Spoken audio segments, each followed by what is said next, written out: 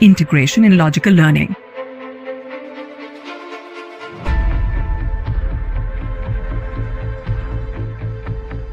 CBSE Class 12 Contemporary World Politics Chapter 2 Gorbachev and the Disintegration. Mikhail Gorbachev was born on 2nd of March 1931, is a Russian and formerly Soviet politician, the eighth and the last leader of the Soviet Union. He was the General Secretary of the Communist Party of the Soviet Union from 1985 until 1991. He was also the President of the Soviet Union from 1990 to 1991. Gorbachev wanted to reform the Soviet system, to adopt the Western technology, to normalize the relations within the West, to democratize and reconstruct the Soviet Union, and to bring the Soviet Union up to par economically with the West. Economic and political reforms in USSR. Gorbachev identified the economic and political problems of USSR. He started a series of reforms to revive the economy. This was a deviation from the communist policies and was more closely associated with the market economy. Perestroika, meaning restructuring, refers to a series of political and economic reforms meant to kickstart the stagnant 1980s economy of the Soviet Union. It was launched by Gorbachev in 1985. He pursued an economic policy of increasing the capital investment and semi-free market system. The consequences of this form of a semi-mixed economy with the contradictions of the reforms themselves brought economic chaos to the country. Glasnost. Gorbachev launched Glasnost, openness, as the second vital plank of his reform efforts. It was taken to increase the transparency in government institutions and activities in the Soviet Union. It also allowed the media more freedom of expression and editorials complaining of the depressed conditions to seek solutions.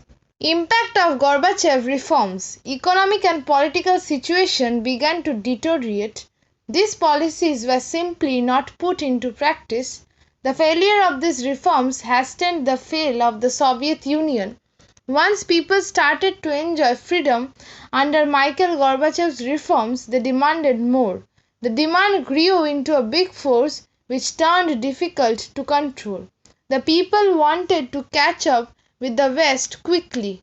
Overall, the reform divided the Communist Party between those who embraced the reforms or radicals and those that resented it, hardliners.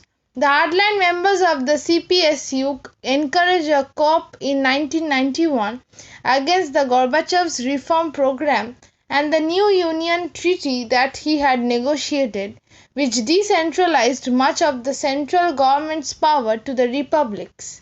Note: coup means a sudden, illegal, and often a violent change of government. Opposition against the coup. People did not want the old-style rule of Communist Party. Boris Yeltsin, who won the popular election in Russian Republic, protested against the coup and central control of USSR. Freedom for republics became the slogan. Boris Yeltsin and the pluralist movement advocated democratization and rapid economic reforms, while the hardline communist elite wanted to thwart Gorbachev's reform agenda. Disintegration of USSR. Power shift from Soviet center to the republics. Republics like Russia, Ukraine, Belarus emerged powerful. They declared that the Soviet Union was disbanded. Communist Party of the Soviet Union was banned to become the capitalist and adopt democracy. The decision to split USSR into independent republics was not a joint one. Central Asian countries wanted to remain inside USSR, but the decision was taken against their choice. On December 25, 1991, representatives from Soviet republics Ukraine, Georgia, Belarus, Armenia, Azerbaijan, Kazakhstan, Kyrgyzstan, Moldova, Turkmenistan, Tajikistan, and Uzbekistan declared they would establish a Commonwealth of Independent States (CIS) and demise the Soviet Union. Note: the Commonwealth of the Independent States is a regional intergovernmental organization of 9 members plus 2 founding non-member post-Soviet republics in Eurasia. It was formed following the dissolution of the Soviet Union in 1991. The CIS encourages cooperation in economic, political, and military affairs and has certain powers relating to the coordination of trade, finance, lawmaking, and security. It has also promoted cooperation on cross-border crime prevention. New Russia became the successor state of USSR, which meant that it took responsibility for the weapons control and disposal for outstanding debt, but also for the Soviet seat on the UN Security Council. Thank you for watching this video.